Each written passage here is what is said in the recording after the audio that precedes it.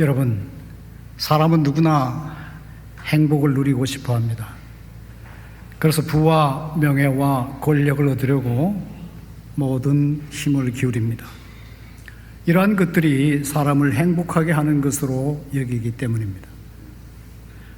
하지만 유럽을 제패한 황제 나폴레옹은 이 모든 것을 가졌지만 내 생에 행복한 날은 6일밖에 없었다고 고백합니다.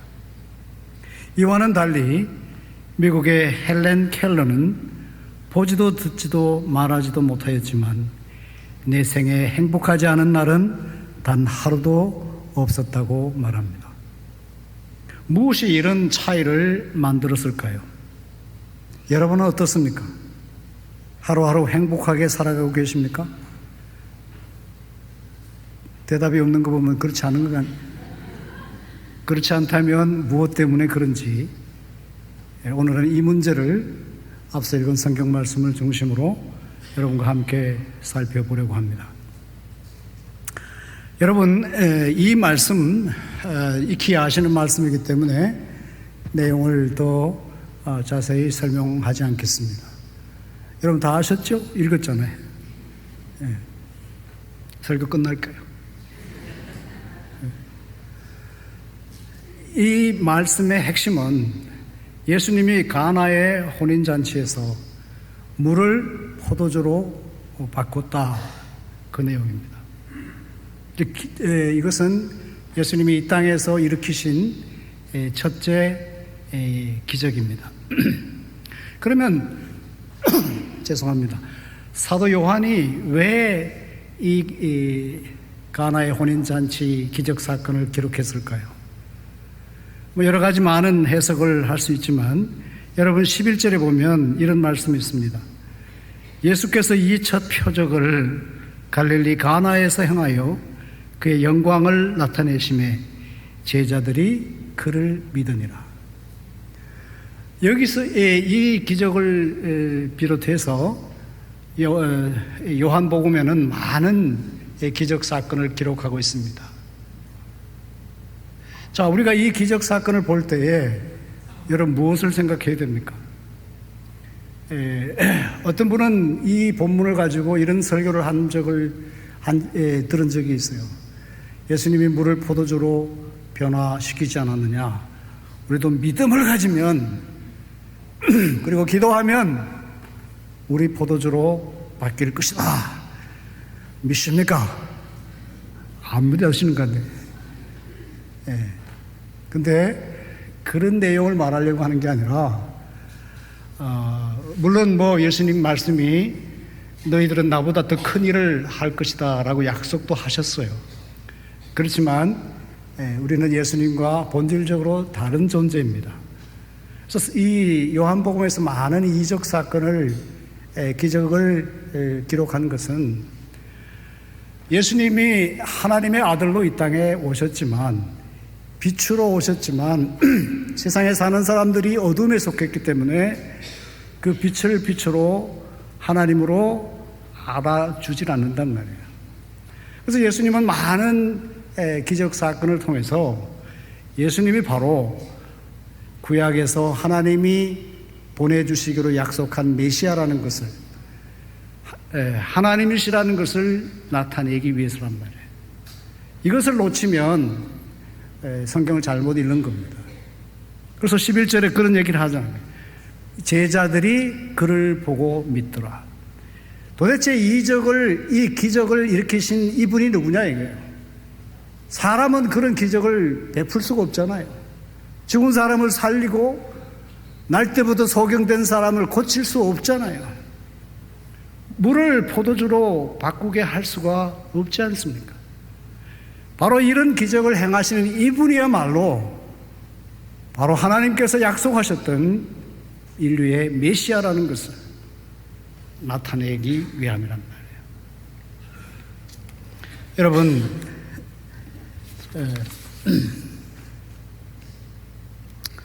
또한 우리가 믿는 예수님 바로 어떤 분이신가?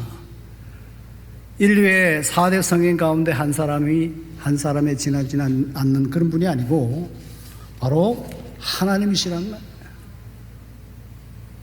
영원하신 하나님의 아들이신 이분이, 하나님이신 그분이 바로 사람의 몸으로 이 땅에 오셨어요. 인류가 지은 모든 죄를 짊어지시고 십자가에 죽으셨어요. 당신이 무슨 죄가 있어서가 아니고 모든 인류의 죄를 용서하기 위해서 하나님이신 그분이 십자가에 죽으셨단 말이에요. 또 하나님이시라는 것을 나타내는 것이 뭡니까? 부활하지 않았어요. 죽은 지 사흘 만에 죽은 자 가운데서 다시 살아나시지 않았습니까? 제자들이 보는 가운데 하늘로 올라가시지 않았습니까? 하늘로 올라가셔서 뭐 하실까요? 아시는 분 계세요? 육체적으로는 우리와 함께 하시지 않습니다. 하늘 보좌에 아버지 하나님의 우편에 앉아 계신 그 예수님은, 하나님이신 그분은 성령을 보내셔서 우리를 죄악 가운데서 구원해 주십니다. 믿음의 삶을 온전히 살아가게 하십니다. 예수님이 이 땅에서 하신 그 모든 하나님 나라를 이 땅에 이루고자 하는 그 일을 우리를 통하여, 제자들을 통하여 이루어 가고 계시는 분이시란 말이에요. 또 우리가 약하고 넘어질 때에 아버지 하나님께 중보 기도를 하고 계신다는 말씀이에요. 우리가 믿는 예수님은 바로 이런 분이시랍니다. 우리는 이런 예수님을 주로 믿어서 하나님의 사랑을 받는 아들과 딸과 아들이 되었습니다. 뿐만 아니라 예수님께서 이 땅에 하신 그 일, 하나님 나라를 이 땅에 이루어가는 그 일을 하는, 계속해가는 주님의 동역자가 되었단 말이에요. 여러분, 우리 자신이 얼마나 영광스럽고 복됩니까? 그런데도 우리는 기뻐하지 않겠습니까? 우거지상을 하고 살아가야 되겠습니까? 사랑하는 여러분, 우리가 존경했던 성경주석가 박용선 목사님, 이런 말씀을 하신 것이 기억이 납니다. 나는 목사가 된 것을 결코 후회하지 않는다. 내가 다시 태어나도 목사가 되겠다. 그래서 평생 목사로서 맡기신 일들을 감당하고 성경 주석가로 성경을 주석하고 가르치고 하나님의 말씀을 설교하는 일에 평생을 바치셨습니다. 무엇 때문일까요? 인류의 4대 성인 중에 한 사람을 믿었기 때문일까요? 바로 하나님이신 예수님을 주로 믿었기 때문입니다. 부족한 저지만 저도 감히 여러분에게 말씀드리고 싶습니다. 지난 날을 돌아볼 때에 가장 잘한 선택이 무엇일까?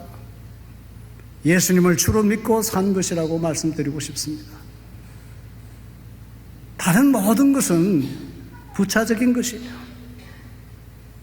비록 세상에서 이런 것이 없다 할지라도, 보잘것없다 할지라도 평생 주님을 믿고 살아온 것이 더 없는 하나님의 은혜라고 여기기 때문에 늘 감사하고 살아가고 있습니다. 여러분 어떻습니까? 내가 공자님을 믿었기 때문에 이런 일을 하고 있다고 말할 수 있겠습니까? 아닙니다.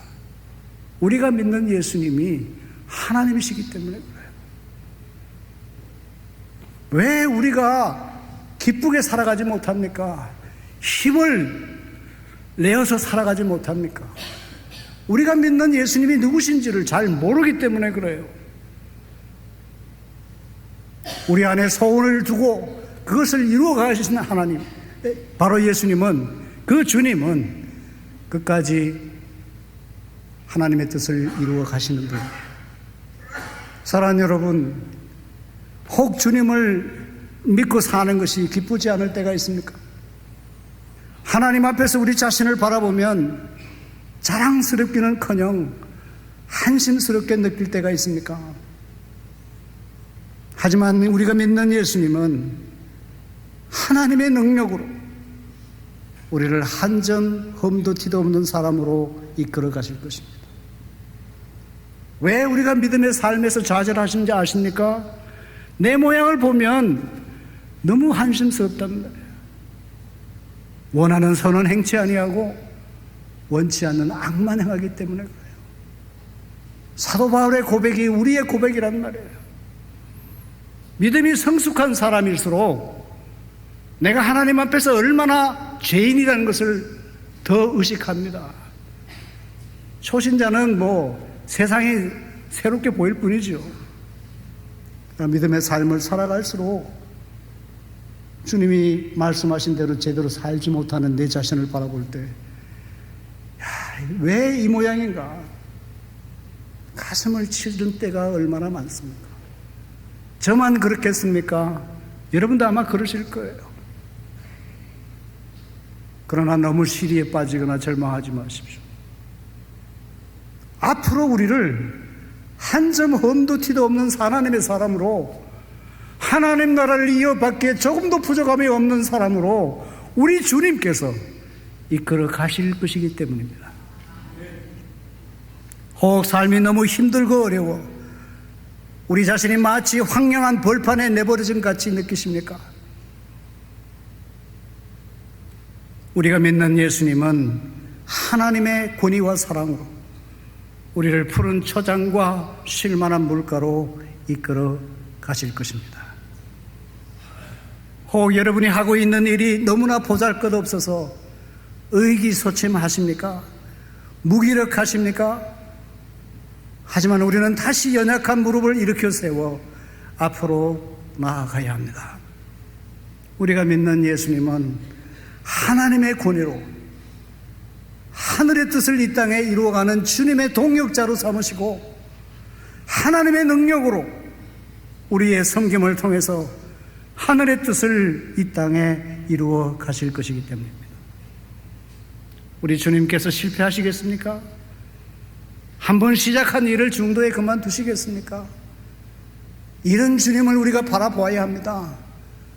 그러면 다시 힘을 내어서 부족하지만, 연약하지만, 어리석지만 앞으로 나아갈 수가 있습니다. 그리스도의 장성한 분량이 충만한 데까지 나아갈 수가 있습니다. 예수님을 본받는 사람이 되어갈 수가 있습니다. 예수님이 이 땅에 사신 삶을 본받아 살아갈 수가 있습니다. A little Christ, 작은 예수가 되어갈 수 있다는 말씀이에요. 그것이 바로 우리 자신입니다. 얼마나 영광스러운 존재입니까? 사랑하는 여러분, 그런데 예수님이 바로 주님이시라는 것을, 예수님이 구약 성경에서 앞으로 보내시기로 약속한 인류의 구세주라는 것을 하나님이 어떻게 해서, 어디에서 그것을 나타내 보이셨을까요? 예수님 자신이 하나님의 성품과 능력을 갖고 계신 분이라는 것을 어디서 드러내셨는가 하는 것입니다. 바로 가나 혼인잔치였습니다. 가나는 갈릴리에 있는 작은 마을입니다. 그래서 사람들로부터 그다지 주목을 받지 못하는 곳입니다. 하지만 바로 이곳에서 예수님은 자신이 구약시대 하나님께서 보내주시기로 약속하신 메시아, 곧 인류의 구세주라는 것을 밝히셨습니다. 다시 말하면 인류를 죄와 사망에서 구원하신 하나님의 놀라운 일이, 하나님의 위대한 구원의 역사가 바로 이곳 작은 마을 가나에서 일어났습니다. 여러분, 이러한 사실이 오늘 우리에게 무엇을 말해줍니까? 하나님의 위대한 구원의 역사는 하늘에서 이루어지는 것이 아니에요. 우리의 일상적인 삶에서 하나님은 하늘의 뜻을 이 땅에 이루어 가신다는 사실입니다. 창세기 28장에 보면 야곱이 부엘세바로 가다가 날이 저물어 광야에서 작은 돌을 베개 삼아 잠을 잡니다. 그때 꿈에서 천사가 땅에서 하늘까지 이르는 사닥다리를 오르락내리락 하는 것을 봅니다. 이때 하나님께서 야곱에게 말씀하십니다. 내가 너와 함께 있어서 내가 어디로 가든지 너를 지켜주겠다. 내가 너를 떠나지 아니하겠다. 꿈에서 깨어난 야곱은 자신이 베개 삼아 잔 곳을 베델, 곧 하나님의 집이라고 부릅니다. 여러분, 이러한 사실을 통해서 우리가 무엇을 알 수 있습니까? 이스라엘 사람들이 믿은 하나님은 그리스 사람들처럼 어떤 개념이나 이론이 아닙니다. 동양 사람들이 생각하는 것처럼 우주의 근본 원리가 아닙니다. 태극도 아니고 도도 아닙니다. 무속신앙처럼 일정한 주문이나 형식으로 섬김을 받는 분이 아닙니다. 이스라엘 사람들이 믿은 하나님은 그들의 삶의 현장에 찾아오시고 그들을 이끌어 가시는 분이십니다. 출애굽기 20장에 보면 하나님은 이스라엘 사람들에게 십계명을 주실 때 자신이 그들을 애굽의 종살이에서 벗어나게 하신 분이라는 것을 분명히 밝히셨습니다. 내가 누구냐는 거예요. 애굽에 종살이 하던 너희들을 독수리 날개로 업어 이곳으로 옮기신 여호와 하나님이 아니냐. 하나님은 이스라엘 역사를 이끌어 오신 분이란 말이에요. 이처럼 이스라엘 사람들은 그들이 처한 삶의 상황에서 경험하는 역사 사건을 통해서 하나님을 알아갔습니다. 이것이 세상의 많은 종교 가운데 아주 특별한 이스라엘 사람들의 특징입니다. 이것을 학문적인 용어로 말하면 헤브라이즘이라고 그럽니다. 이스라엘 사람들의 기본 정신입니다. 여러분, 하나님은 하나님이 어떤 분이시라는 것을 이스라엘 문화를 통해서 우리에게 처음으로 밝히셨습니다. 그들이 믿은 하나님이 성경이 우리에게 가르치는 하나님이라는 거예요. 삶과 역사를 벗어난 하나님은 계시지 않는단 말이에요. 그런데 오늘날 우리들은 너무나 그리스 사람들처럼 하나님을 믿어요. 무속신앙에서 말하는 하나님을 믿는단 말이에요. 구약 성경뿐이겠습니까? 신약 성경도 마찬가지입니다. 신약 성경에 따르면 하나님은 멀리 계시는 분이 아니라 우리와 함께 하시는 분입니다. 예수님은 임마누엘의 하나님으로 이 땅에 오셨습니다. 요한복음 1장 14절은 기록합니다. 말씀이 육신이 되어 우리 가운데에 거하신다. 여기서 말씀은 예수님이고 우리 가운데에 거하신다는 말은 우리 옆에 텐트를 치셨다는 말씀이에요. 우리와 함께 하시는 예수님이에요. 영원한 하나님이신 영원한 하나님의 아들이신 예수님이 사람의 몸을 입고 이 땅에 오셨고 우리와 함께 하신다. 마태복음 28장 20절에 보면 세상 끝날까지 우리와 항상 함께 하시는 분이십니다. 이것을 무엇을 말해줍니까? 우리는 일상의 삶에서 우리가 살아가는 삶의 현장에서 우리 공동체가 우리 민족이 세계가 처한 역사적 사건에서 하나님을 섬겨야 된다는 말이에요. 우리의 일상적인 삶에서 하나님을 만나고 하나님과 교제하며 하나님의 뜻을 이루어 가야 합니다. 이 점에 비추어 볼 때 우리의 일상의 삶이 얼마나 거룩한 것입니다. 그러한 삶을 살아가는 우리 자신이 얼마나 거룩한 존재입니까? 여러분, 성경은 무엇이라고 말합니까? 성전은 건물이 아닙니다. 우리 자신이 성전이에요. 하나님이 계시는 곳이라는 거예요. 베델, 하나님이 계신 집이라는 말이에요. 내가 하나님의 집이고 내 삶의 현장이 하나님이 계시는 곳이라는 거예요. 여러분, 이것을 놓치면 신앙생활의 활력을 찾지 못합니다. 기쁨을 누리지 못합니다. 성경이 가르치는 신앙에서 멀어집니다. 한국 사람은 무속신앙의 영향으로 일정한 종교적 형식이나 의식을 가짐으로써 하나님을 예배하려고 합니다. 하지만 하나님이 기뻐 받으시는 예배는 우리의 일상의 삶에서 하나님의 뜻을 행하는 것입니다.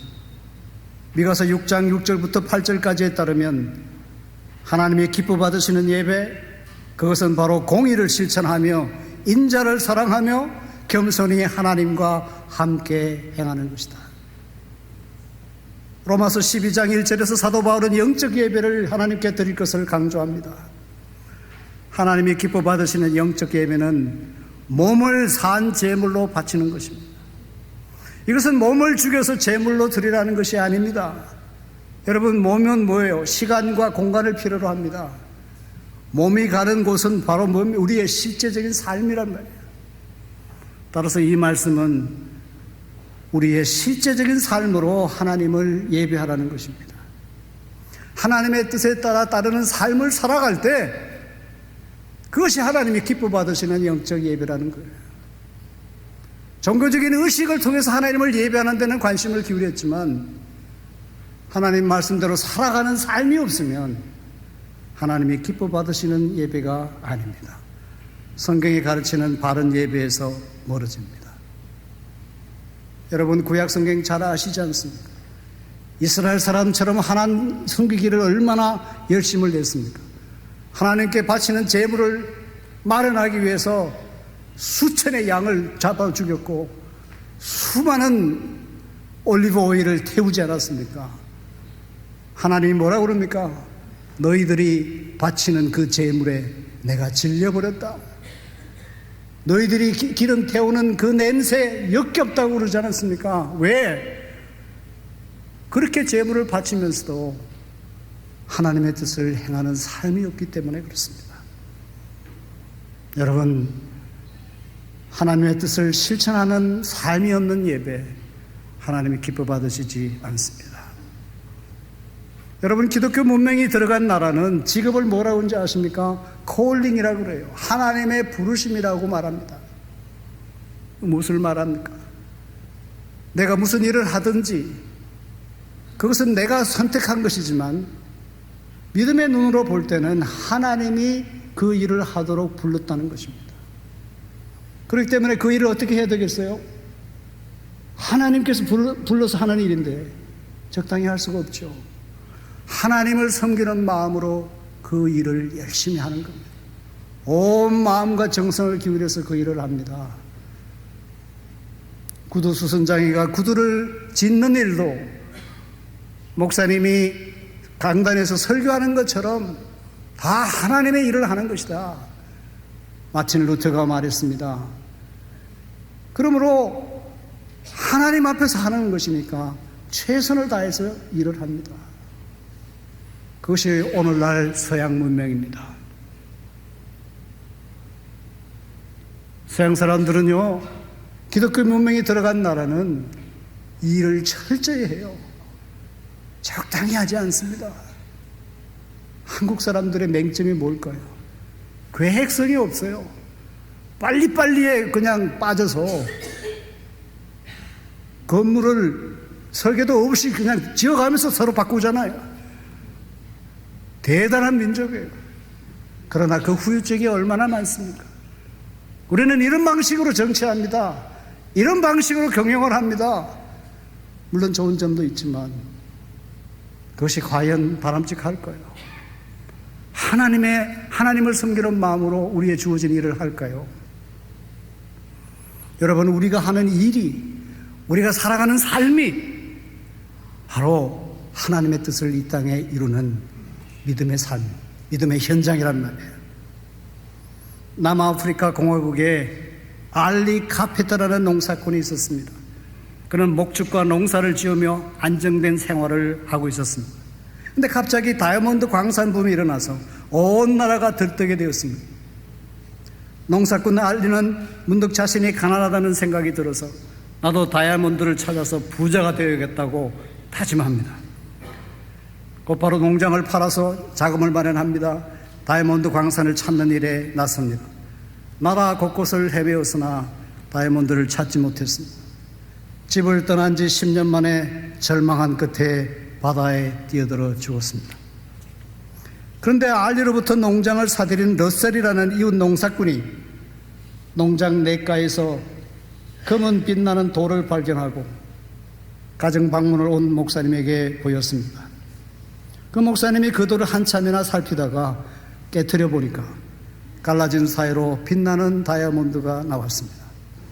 그 돌을 주운 냇가로 가서 보니 어느 곳이든지 파기만 해도 다이아몬드가 나온다는 것을 알게 되었습니다. 여러분, 그곳이 바로 지금까지 세계에서 가장 이름난 다이아몬드 광산 골곤다 광산입니다. 이란의 전 팔레비 왕비가 쓴 왕관에 달린 국보 1호의 다이아몬드가 그 광산에서 나왔고, 영국 왕실이 보유하고 있는 다이아몬드 역시 이 광산에서 나왔습니다.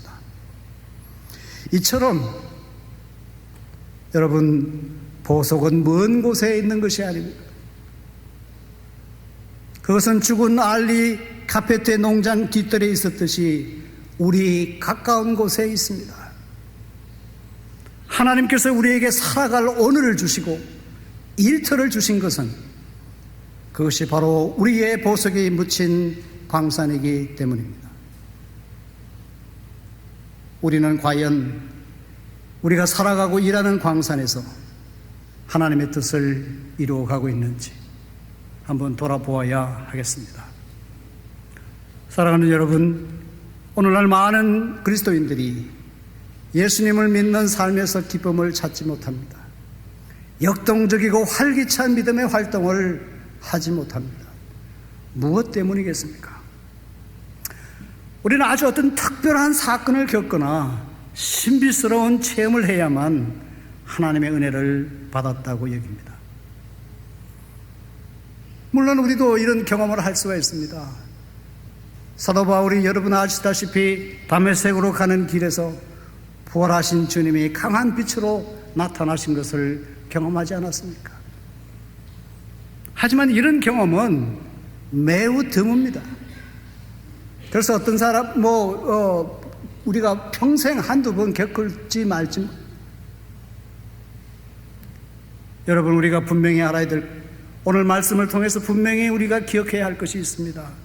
우리가 믿는 예수님은 그런 특별한 사건을 통해서만 우리에게 다가오시는 분이 아니고 우리가 일상적으로 살아가는 곳에서 하늘의 뜻을 이 땅에 이루어 가신다는 것입니다. 성경이 가르치는 믿음은 예수님을 주로 고백할 뿐만 아니라 우리가 이 땅에 살아가는 삶의 현장에서 주님과 동행하고 주님의 뜻을 행하는 것으로 이어져야 합니다. 이것이 바로 성숙한 믿음의 모습입니다. 특별한 체험만 기다리다가 그것이 한두 번 있을까 말까 하는데 만약 그런 것을 하지 못하면 내 평생의 믿음의 삶은 헛된 것이 되고 말지 않아요. 여러분, 생일날 잘 먹자고 계속 굶으시겠습니까? 홍정표 권사님 그러시겠어요? 매일매일 먹어야지. 마찬가지로 신앙생활도 우리가 주님과 교제하고 주님의 뜻을 이루는 것을 우리의 일상의 삶에서 매일매일 해야 되지, 한 번 무슨 판타스틱한 그런 걸로 끝나는 게 아니란 말이에요. 근데 우리는 이런 기질이 있어요. 그게 샤머니즘의 무속신앙의 영향 때문입니다. 그래서 우리는 어떤 예수 믿고 살아가는 것을 어떤 이 작은 일에서 예수님을 믿고 살아가는 것에서 기쁨을 누리지는 못해요.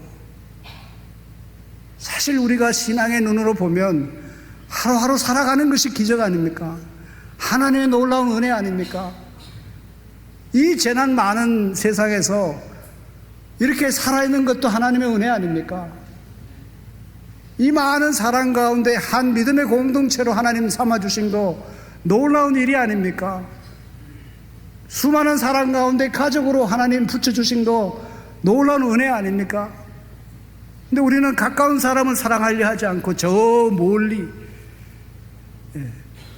환상 속에 있는 그 사람만 생각하는 거랍니다. 그것은 성경적이지 않습니다. 여러분, 제가 만난 서양의 기독교인들은 늘 기뻐요. 하나님 나에게 이런 은혜를 주셨습니다. 참 하나님 감사합니다. 내가 물어보면 별거 아니거든. 근데 그렇게 즐겁고 행복해요. 오늘 하나님께서 이런 말씀으로 나를 위로하셨습니다. 격려하셨습니다. 우리는 그 말씀을 통해서 새로운 어떤 관점이나 새로운 의미나 새 힘을 받으려 하지 않아요. 자꾸 우리는 어떤 눈으로 볼 수 있는, 겉으로 드러나는 어떤 현상만을 추구하고 있기 때문에. 우리 그렇지 않습니까, 여러분? 사랑하는 여러분, 우리가 무엇 때문에 예수님을 주로 믿습니까? 눈으로 볼 수 있는 어떤 특별한 것 때문입니까? 우리가 어떤 사람을 사랑하는 것은 그가 무엇을 주기 때문입니까? 아니면 그 사람 자신 때문입니까? 참된 사랑은 그가 주는 선물보다 그와 함께하는 것을 더 값지게 봅니다. 그래서 종교개혁가 요한 칼빈 선생은 신앙의 핵심이 무엇일까요? 바로 코람데오, 하나님 앞에서 사는 것이라고 했습니다. 그래서 그는 늘 하나님께서 마치 자기 앞에 계시는 것처럼 의식하고 살았습니다. 그렇기 때문에 함부로 살 수 없는 거죠.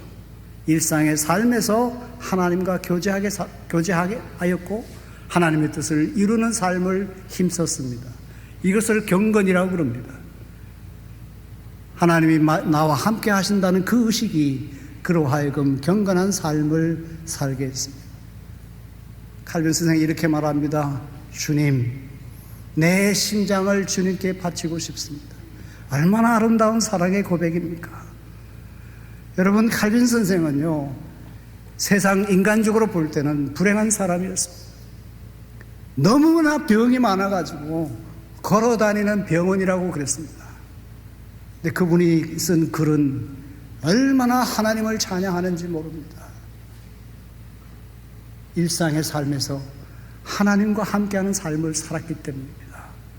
여러분, 이런 복을 우리가 누리고 살아야 되지 않겠습니까?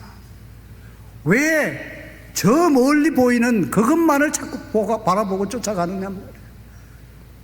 오늘을 헛되게 살아가고 있습니까? 하나님이 주신 것에 대해서 감사하고 살아가지 못하고 있습니까? 따라서 우리는 일상의 삶에서 주님께서 얼마나 놀라운 일을 행하셨는지를 말할 수 있어야 됩니다. 사랑하는 성도 여러분, 주님께서 나에게 이런 일을 행하셨습니다. 그렇게 말할 수 있어야 돼요. 이러한 삶의 얘기가 없는 사람은 믿음의 비밀을 경험하지 못한 사람입니다. 성숙한 믿음의 사람이라고 말할 수 없습니다. 우리는 만날 때마다 하나님이 내 삶에서 이런 놀라운 일을 행하셨다고 주님을 증거해야 되겠습니다. 너무 정치 얘기 많이 하시지 마시고요. 너무 세상 돌아가는 얘기 너무 많이 하시지 말고 TV 프로그램에 오락 너무 많이 보지 마시고 만날 때마다 우리는 주님이 나에게서 이런 놀라운 일을 하셨습니다. 그걸 간증하는 우리들이 되어야 되겠습니다. 사랑하는 여러분, 마지막으로 예수님은 자신이 메시아라는 것을 공적으로 드러내는 일을 누구를 통해서 하십니까? 가장 우선순위가 예수님의 어머니 마리아라고 여기기 쉽습니다. 하지만 가족도 예수님이 쓰시는 사람이 아니었습니다. 그러면 연회장일까요? 연회장은 공식적인 직임이 있고 사람들부터 주목을 가장 많이 받는 지위에 있기 때문입니다. 우리는 흔히 사회적인 지위를 갖고 있는 사람이 하나님의 일에 적합하다고 얘기합니다. 하지만 하나님이 보시는 것은 세상 사람들이 보는 기준과 다릅니다. 사무엘상 16장 7절에 따르면 하나님은 사람은 외모를 보지만 하나님은 그 중심을 보시기 때문입니다. 그러면 예수님의 제자들입니까? 그들은 주님의 일에 쓰임받는 일꾼임에 틀림이 없습니다. 그러나 아직은 그들이 나설 때가 아닙니다. 그들은 계속 더 준비되고 훈련되어야 하기 때문입니다. 여러분, 예수님은 자신이 하나님이 구약시대에 보내시기로 약속하신 인류의 구세주라는 것을 항아리에 물을 채우는 하인을 통해서, 종들을 통해서 드러내셨습니다. 종들을 통해서 드러내셨습니다. 무엇을 말해줍니까? 누구든지 하나님의 일에 쓰임받고자 하는 사람이라면 하나님의 일꾼이 될 수 있습니다. 여러분, 우리가 만약에 하나님의 뜻을 이루려고 하는 그런 열망을 갖고 있다면 우리는 하나님의 일을 이루어가는 하나님의 위대한 구원의 일꾼이 될 수 있습니다. 여러분, 하루하루 어떻게 살아가십니까? 왜 힘차게 살아가지 못합니까? 우리 자신을 너무 낮게 평가해요. 여러분, 복음 전도에 얼마나 열심을 기울이십니까? 하나님 나라를 이 땅에 이루는 일에 얼마나 열심을 품고 있습니까? 그건 목사님들이나 하시지, 선교사님들이나 하시지, 나 같은 평신도가, 나 같은 사람이 어찌 그런 일을 하는가? 여러분, 종교개혁자들이 우리에게 물려준 위대한 믿음의 유산이 무엇입니까? 만인 제사장입니다. 모든 사람이 하나님의 뜻을 이 땅에 이루어가는 일꾼이라는 것입니다. 만약에 우리가 이러한 의식을 갖고 있다면 우리 자신이 바로 하나님의 뜻을 이 땅에 이루는 하나님의 사람, 하나님의 일꾼이라고 하는 그런 자기 정체 의식을 분명히 갖고 있다면 우리가 어떻게 살겠습니까? 적당히 살아갈 수가 없지요. 우리 자신을 너무 낮게 평가해요. 우리는. 하나님은 우리를 너무나 귀하게 보신답니다. 예수님 오늘 찬송 부르지 않았습니까? 예수님이 우리를 친구 삼으셨어요. 하나님의 뜻을 이 땅에 이루어가는 주님의 동역자로 삼아주셨어요. 얼마나 영광스러운 직분을 우리가 받고 있습니까? 그렇다면 그 직분에 맞는 삶을 살아가야 되지 않겠습니까? 하나님은 하나님의 뜻을 이 땅에 이루고자 하는 그런 열망을 갖고 있는 사람을 찾고 계십니다. 우리는 하나님의 뜻을 이 땅에 이루어가는 일에 얼마나 깊은 관심과 불타는 열정을 갖고 있습니까? 사랑하는 화평교회 성도 여러분, 부디 예수님을 주로 믿는 사람으로 살아가는 기쁨을 한껏 누리시기 바랍니다. 예수 믿는 삶은 구도자의 삶이 아닙니다. 기쁨을 누리는 삶입니다. 항상 기뻐하는 삶입니다. 그래서 사도 바울처럼 이렇게 고백할 수 있기를 바랍니다. 근심하는 사람 같으나 항상 기뻐하고 가난한 사람 같으나 많은 사람을 부욕해 하고 아무것도 가지지 않는 사람 같으나 모든 것을 가진 사람이다. 여러분, 이렇게 산다면 주님으로부터 칭찬받지 않겠습니까? 위대한 믿음의 삶을 살아가지 않겠습니까? 아울러서 하나님을 섬기려는 열망을 갖고 우리가 살아가고 일하는 곳에서 주님의 뜻을 이 땅에 이루어가는 신실한 하나님의 사람이 되기를 주 예수 그리스도의 이름으로 축원합니다. 기도하겠습니다. 은혜로우신 하나님, 우리 모두 기쁘게 주님을 닮아가고 주님의 삶을 본받아 가게 하옵소서. 한없이 부족한 우리들이지만은 하나님의 뜻을 이루어가는 열망을 갖게 하시고 우리의 일상적인 삶에서 우리를 통해 이루시고자 하시는 일을 모두 온전히 감당하여 하나님께 큰 영광을 돌려드리게 하옵소서. 우리 주 예수 그리스도의 이름으로 기도합니다. 아멘.